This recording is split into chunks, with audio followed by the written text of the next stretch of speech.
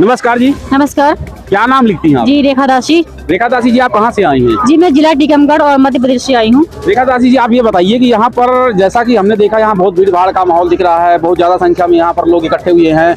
आखिर क्या कारण है, क्यों यहाँ पर भीड़ इकट्ठा है? जी, हमारे जो गुरुजी हैं जगत गुरु तत्वदर्शी संत रामपाल जी महाराज जी, उनका वो भंडारा, विशाल भंडारा है, जिसमें सभी संगत दूर दूर से आई हुई है उनका भंडारा पाने के लिए और उनके दर्शनों के लिए आई हुई है। तो आप ये चीज़ बताइए कि जैसा कि अभी आपने कहा कि यहाँ पर विशाल भंडारे का आयोजन है और यहाँ पर मैं देख रहा हूँ कि 3 दिन से यहाँ जो है भंडारा चल रहा है, तो संत रामपाल जी महाराज जी के द्वारा खाने पीने के अलावा और भी क्या क्या सुविधाएं रहती हैं? जो श्रद्धालु आते हैं उनके लिए क्या सुविधाएं रहती हैं? देखिए, जो हमारे गुरुजी संत रामपाल जी महाराज जी, जो यहाँ भंडारा चल रहा है, उसके अलावा बहुत सारी व्यवस्थाएं हैं, जैसे कि दहेज मुक्त विवाह जो कि आज हुआ है, संत रामपाल जी महाराज जी के उसमें सानिध्य में हुआ है। और हमारे यहाँ पर क्या परमात्मा की दया से नेत्र जांच है वो जो कि फ्री में की जाती है, और जो दांत है उनकी भी जांच फ्री में की जाती है। रक्तदान शिविर है वो भी लगाया जाता है परमात्मा की दया से। बहुत सारे ऐसे जो है जो संत रामपाल जी महाराज जी फ्री में यहाँ पे करवा रहे हैं। और जैसा भी आपने रमैनी के बारे में बताया, शादी के बारे में बताया कि संत रामपाल जी महाराज जी बिना दहेज की निःशुल्क रमैनियां कराते हैं, ये कहाँ तक सच्चाई है? कि मतलब जो लड़के और लड़की यहाँ पर आते हैं और रमैनी करा लेते हैं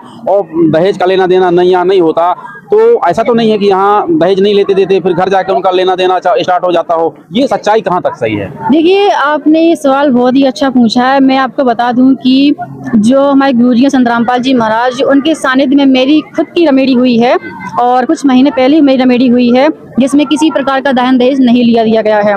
मेरे ससुराल वालों से अभी तक कोई किसी प्रकार की मांग नहीं है और ना ही कभी, क्योंकि जो हमारे गुरुजी है उनका ज्ञान ही ऐसा है कि हमें ना तो दहेज मांगना है और ना ही हमें दहेज देना है। और ऐसा है कि जो हमारे गुरुजी यहाँ पे रमेड़ी करवाते हैं वो ऐसी रमेड़ी करवाते हैं कि इसमें जो हमारी जो बेटियां होती हैं वो बहुत खुश हैं।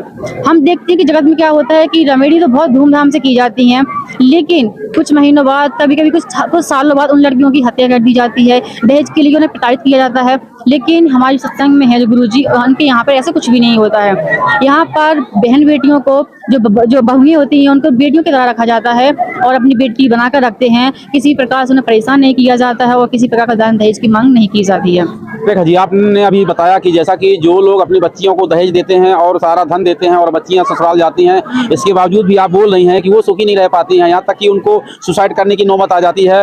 तो ये जब धन देने के बावजूद भी अगर ये पोजीशन आ जाती है, लेकिन आपने कहा कि यहाँ पर संत रामपाल जी महाराज जी के मिशन में लोग यहाँ पर कोई भी किसी प्रकार का दहेज नहीं देते हैं, इसके बाद भी जो है वो लड़कियां खुश रहती हैं अपने ससुराल में जाकर। ये इतना बड़ा बदलाव, इतना बड़ा चेंजेस कि यहाँ पर पैसा देने के बाद भी लोग अपनी बच्चियों को क्या नहीं देते, है ना? और तो देने के बाद भी वहाँ पर वो जो ससुराल वाले हैं फिर भी उनकी डिमांड खत्म नहीं होती है, अभी ये नहीं है, अभी वो नहीं है, ये नहीं है, आदि आदि जो भी उनकी डिमांड खत्म नहीं होती।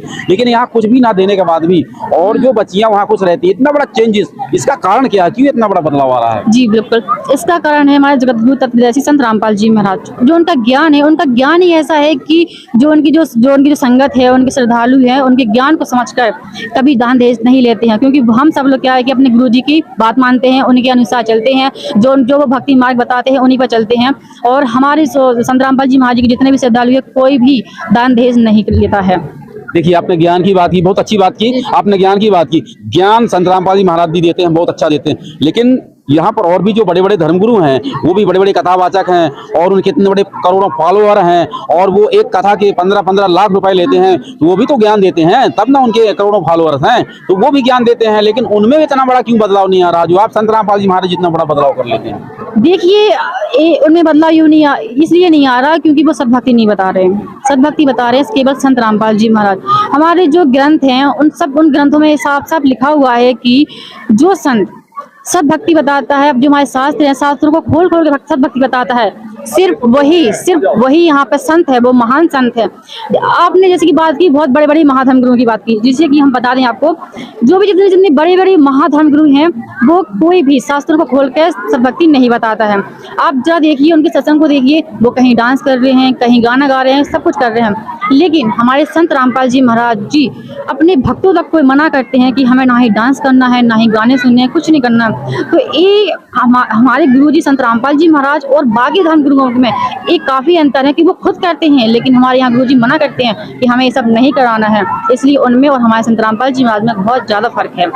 देखा जी, आपने बहुत अच्छी बात बताई और हमें अच्छा लगा कि संत रामपाल जी महाराज जी जो बताते हैं उनके फॉलोअर्स करते हैं, लेकिन समस्या यहाँ उठती है कि जब हम देखते हैं कि यहाँ पर एक बच्चा भी है 3 साल का, और वो 3 साल का बच्चा, उसकी अभी खेलने खालने की उम्र है और टीवी देखने की उम्र है, मोबाइल चलाने की उम्र है, और उसको अन्य चीज़ें, क्योंकि बच्चे हैं जो है उनका माइंड जो है तो इधर उधर की चीज़ों में चलता रहता है। लेकिन यहाँ पर जो हमने देखा कि बहुत बड़ा बदलाव, 3 साल का बच्चा भी जो है वो एक ऐसे सिस्टम की रफ्तार पकड़ लेता है कि वो अनावश्यक चीज़ों में जो है उसका दिमाग नहीं जाता। और जैसा कि अभी आपने बताया कि आपकी भी रामायणी संत रामपाल जी महाराज जी के द्वारा अभी कुछ ही दिनों में पहले हुई थी, आपकी भी उम्र इतनी ज़्यादा नहीं है। जैसा कि देखा जाए कि आज की जो जनरेशन है, आज की जो शादी की उम्र है 20 से 30 साल के बीच में जो बच्चे लड़का लड़कियां शादी करते हैं, उनके मन में भी तो ये भाव जगता होगा कि हमारी भी शादी बैंड बाजे के साथ होना चाहिए। शादी एक बार होना है जिंदगी में, बार बार तो होनी नहीं है, तो बैंड बाजे गाजे आज के साथ होना चाहिए, ढोल नगाड़े बजने चाहिए। तो ये उम्र कहती है, लेकिन फिर भी उनमें इतना बड़ा बदलाव मुझे ये समझ में नहीं आ रहा कि इस उम्र में भी कैसे बदलाव आ जा रहा है ये। जी देखिए, जैसे कि मैंने आपको पहले ही बताया कि जो हमारे गुरुजी हैं उनका ज्ञान है, ठीक है। जैसे कि आपने बात की है बैंड बाजों की, आज मैं बता दूं कि जो मेरे आसपास के लोग हैं, जो मेरे जान पहचान के लोग हैं, मैंने उनमें देखा है कि काफ़ी लोगों की शादी इतने धूमधाम से की जाती है, धूमधाम से की जाती है, लेकिन उनकी इतनी धूमधाम से शादी होने के बाद भी कुछ लड़कियों ने सुसाइड कर लिया। किसी के ससुराल वालों ने इतना उन्हें परेशान किया है कि उन्हें किसी ने खुद मार डाला है, और काफ़ी तरह दहेज के लिए उन्हें प्रताड़ित किया जाता है। बैंड बाजो जो इतने धूमधाम से शादी की है उनकी ये दशा हो चुकी है। लेकिन संत रामपाल जी महाराज जी, जो कि हमारे यहाँ के आसपास कुछ अनुयायी हैं, उनकी संत रामपाल जी महाराज जी के सानिध्य में जो रमेडी हुई है, विवाह हुआ है, दहेज मुक्त विवाह, उन्होंने देखा है कि वो इतने खुश हैं क्योंकि उन लोगों को और उनके ससुराल वालों को संत रामपाल जी महाराज जी का ज्ञान है, तो वो लोग किसी प्रकार का दहेज की और मांग नहीं करती हैं। तो वो ससुराल वाले भी और वो बहू भी इतने आराम से उधर प्यार से रह रही हैं और किसी प्रकार की कोई दिक्कत नहीं आ रही है। मैं खुद आपको बता दूँ, एक जीता जागता उदाहरण मैं अपना खुद का बता देना चाहती हूँ कि मेरी खुद की रमेडी हुई है, और मुझे आज तक किसी ने भी, मेरे ससुराल वालों ने ये नहीं कहा है दहेज के लिए, कुछ भी नहीं कहा है, बल्कि सब लोग बहुत अच्छे से रह रहे हैं क्योंकि उन्हें संत रामपाल जी महाराज जी का ज्ञान हो चुका है। लेकिन रेखा जी एक चीज़ और बताइए कि और भी जो लोग हैं उनका ये कहना है कि जो संत रामपाल जी महाराज जी के अनुयायी हैं, ये अपने पैसे की बचत करने के लिए वहाँ जाके शादी रूप में शादियाँ कर लेते हैं और पैसा बचा लेते हैं। ये इनके तो शादी का कोई मतलब ही नहीं निकलता, ना तो बैंड बजवाते हैं, ना पंडित बुलाते हैं, इनकी तो कोई शादी ही नहीं है, ये कौन सी शादी है, अजीब सी शादी जैसी लगती ही नहीं है कि इन्होंने शादी कर ली। इस तरह के जो कमेंट करते हैं जो अन्य लोग हैं, इसके बारे में क्या कहेंगे आप? मैं इसके बारे में ये कहना चाहूँगी, मैं उन लोगों से सवाल पूछना चाहती हूँ कि जिन लोगों ने इतने धूमधाम से शादी की है, लाखों करोड़ों रुपए पैसे बर्बाद किए हैं, क्या वो आज खुश हैं? क्या नहीं है खुश। मैंने काफ़ी लोगों को देखी कि उन्होंने लाखों करोड़ रुपए खर्च करने के बाद भी उनकी बेटियां खुश नहीं हैं। उन्हें किसी प्रकार की उन्हें इतना टॉर्चर किया जाता है ससुराल वालों से, या फिर उनकी किस्मत भी ऐसी हो जाती है कि उनका हस्बैंड भी उन्हें बहुत परेशान कर देता है।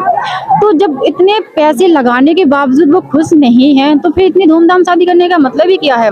हमारे गुरुजी बताते हैं कि जब जो इतना पैसे हम जो धूमधाम शादी करने में लगा देते हैं, इससे अच्छा तो हम अपनी लड़की को दे दें, कल के दिन उसे कुछ काम में आ जाएगा।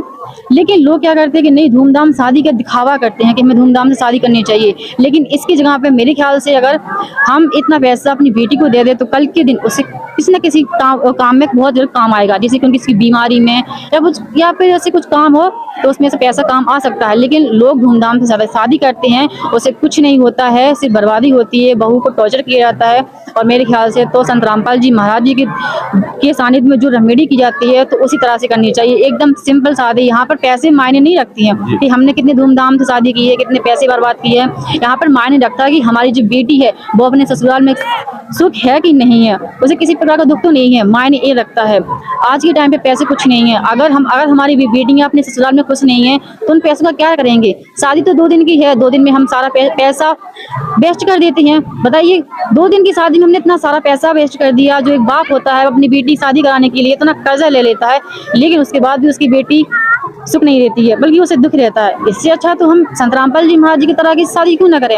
ये संत रामपाल जी महाराज जी बताते हैं कि दहेज मुक्त विवाह करें हम, इसमें किसी प्रकार का लेन देन नहीं। और आज कितनी बहू इतनी खुश है कि उन्हें किसी प्रकार का कोई टेंशन नहीं है। तो मेरे ख्याल से तो ऐसे ही करना चाहिए जो हमारे संत रामपाल जी महाराज जी बताते हैं। लेकिन रेखा जी, उनके पास एक और समस्या खड़ी हो जाती है। अगर वो बिना दहेज के, बिना बाजे गाजे के और एक साधारण सिंपल माहौल में अगर वो लोग शादी कर देते हैं अपनी बच्ची की, तो जो उनके रिश्तेदार है और भी जो लोग हैं, उनके समाज के लोग हैं, उनको वो बोलेंगे कि यार ये बताओ उस बच्ची को कुछ नहीं दिया, ऐसे भेज दिया ससुराल में, आदि आदि कमेंट करेंगे। इस कारणवश कहीं ना कहीं जो है वो इस दबाव में आ जाते हैं और वो लोग मजबूरी में जो है दहेज की शादी करते हैं। तो वो जो है जो दहेज की शादी करते हैं, आखिर वो भी अगर चाहते हैं कि भाई हम भी अपनी बच्चियों की शादी और संत रामपाल जी महाराज जी की मिशन के द्वारा करें, तो उनमें कैसे बदलाव आए, उनको क्या करना चाहिए, थोड़ा इसके बारे में आप बताइए। जी, मैं जैसे कि आपने कहा है कि जो लोग समाज को देख के चलते हैं, ठीक है, बहुत अच्छा सवाल है।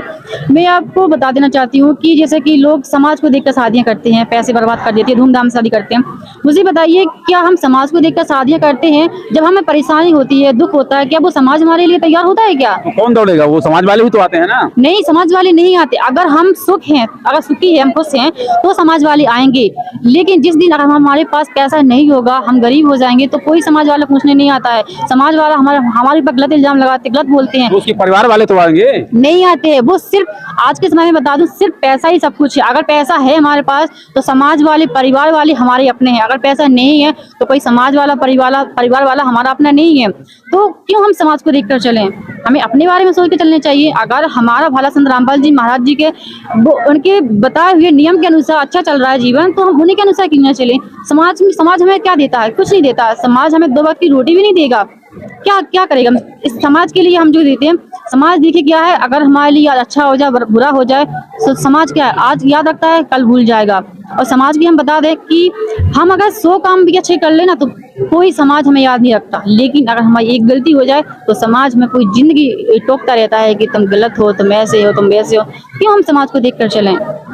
हम तो अपने हिसाब से संत रामपाल जी महाराज जी जो बताते हैं उस हिसाब से चलेंगे।